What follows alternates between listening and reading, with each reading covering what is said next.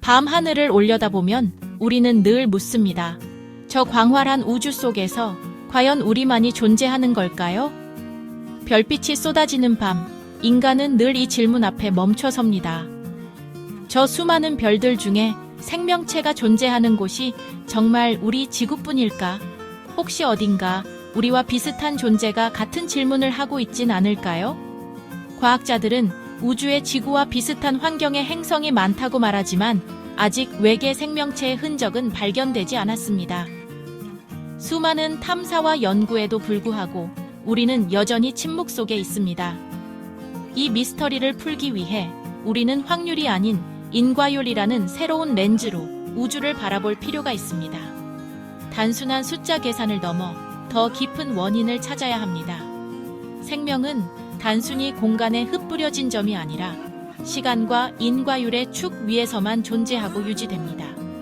우주의 흐름과 법칙 속에서만 생명이 피어날 수 있습니다. 외계인의 존재는 공간의 넓이가 아니라 생명을 유지시키는 인과율의 구조에 달려 있을지 모릅니다.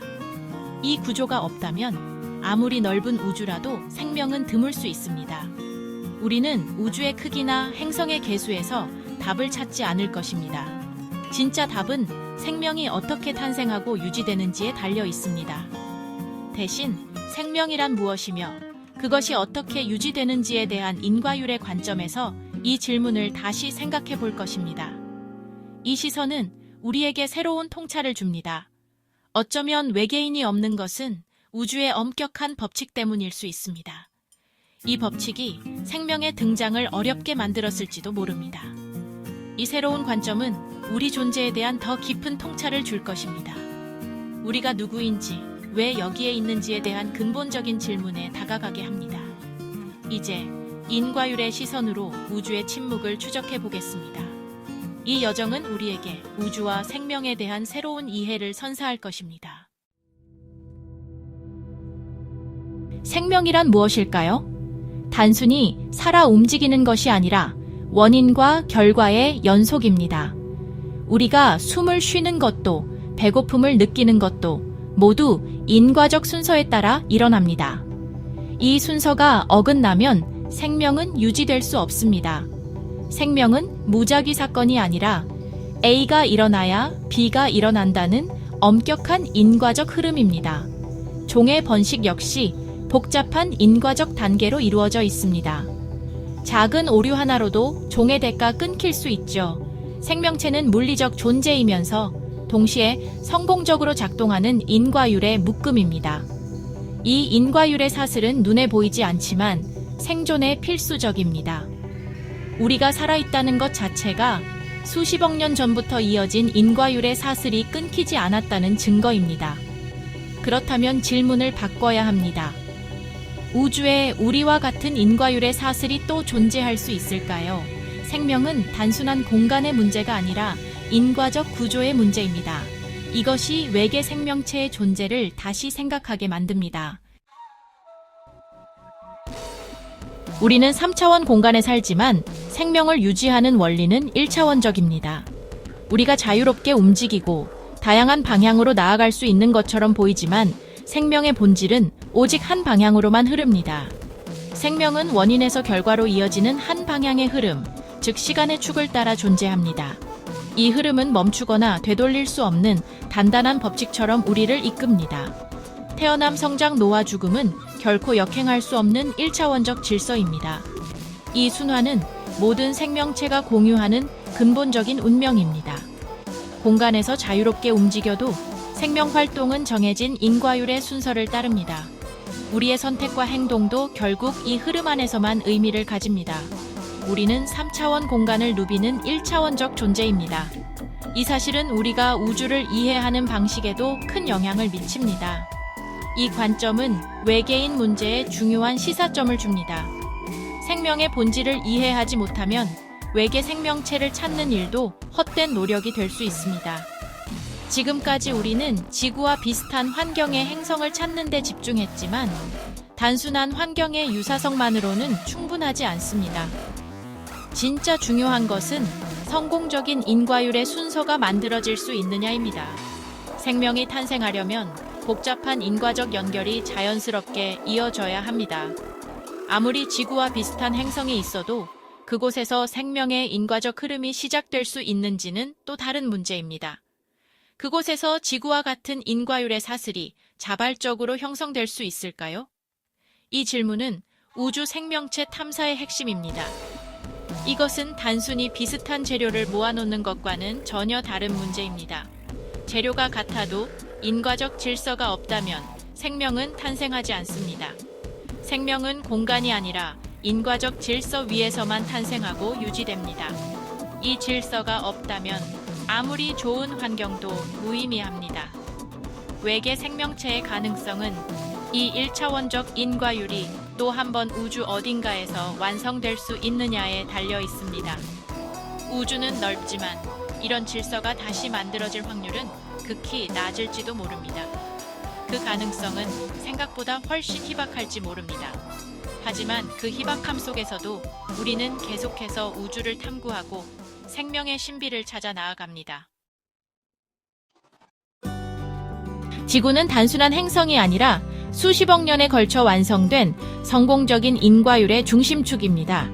최초의 자기복제 분자에서 인류에 이르기까지 지구의 생명 역사는 가장 효율적이고 안정적인 인과율의 순서를 확립해 왔습니다.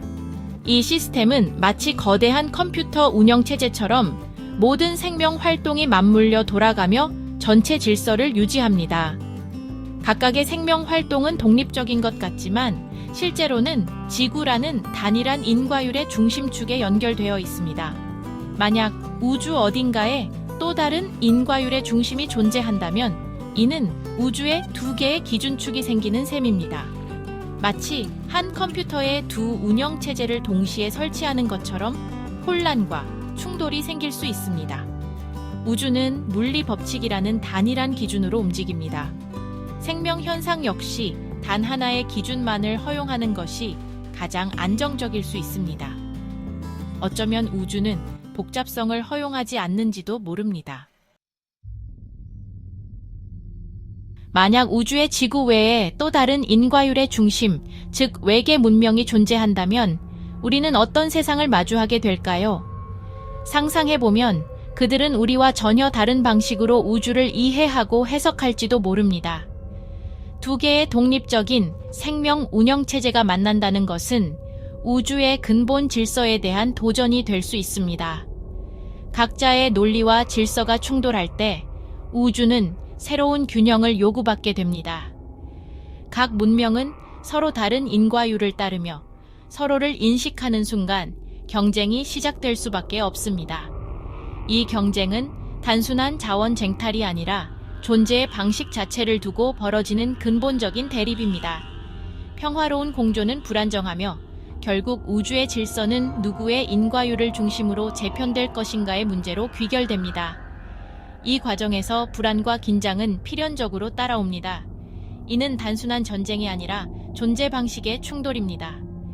서로 다른 질서가 맞부딪힐 때 우주는 혼돈과 변화를 겪게 됩니다. 각자의 인과율을 우주 전체로 확장하려는 본능이 생길 수밖에 없습니다. 이는 생명체의 본질적인 욕구이기도 합니다. 따라서 우주에 단 하나의 인과율 중심만 존재하는 것은 전체의 안정성을 위한 필연적 선택일 수 있습니다. 오직 하나의 중심만이 우주를 조화롭게 유지할 수 있는 조건이 되는 셈입니다. 여러 중심이 존재할 때 발생하는 혼돈과 경쟁의 비용은 우주가 감당할 수 없을지도 모릅니다. 그 결과 우주는 자연스럽게 단일 질서를 선택하게 됩니다. 우주가 하나의 통일된 법칙 아래 유지되듯 생명 역시 단 하나의 원형만을 허용하는 것일 수 있습니다. 이는 우주 전체의 조화와 안정을 위한 본질적인 원리일지도 모릅니다. 외계인을 찾지 못하는 것은 우주 구조가 두 번째 중심을 허용하지 않기 때문일 수 있습니다. 어쩌면 우리는 이미 우주의 선택을 목격하고 있는지도 모릅니다. 외계인이 존재하지 않는 이유는 지구와 같은 환경이 드물어서가 아닐 수 있습니다. 오히려 생명 현상을 지배하는 인과율의 구조 자체가 독점적이기 때문일 수 있습니다. 우주는 단 하나의 성공적인 생명 인과율의 중심만을 허용하며 그 자리를 지구가 차지하고 있다는 가설입니다. 외계인의 부재는 이상한 일이 아니라 오히려 자연스러운 결과가 됩니다. 모든 위대한 이야기는 단 한 명의 주인공을 중심으로 전개됩니다. 우주라는 거대한 서사에서 생명이라는 이야기는 지구라는 주인공을 통해 쓰이고 있을지 모릅니다. 일단 하나의 성공적인 인과율 시스템이 자리를 잡으면 그것은 스스로를 유지하고 확장하려는 강력한 관성을 갖게 됩니다. 지구의 생명 시스템은 우주적 차원에서 시장 선점 효과를 누리고 있을 수 있습니다. 외계인을 찾는 것은 존재하지 않는 두 번째 주인공을 찾는 것과 같을 수 있습니다. 이 가설은 우주의 침묵을 새로운 시각으로 설명합니다. 왜 우리는 외계인이 당연히 존재할 것이라 생각할까요? 인간의 사고방식이 공간을 중심으로 작동하기 때문입니다. 넓은 공간에 생명체가 많을 것이라는 직관은 인과율의 구조를 간과하게 만듭니다.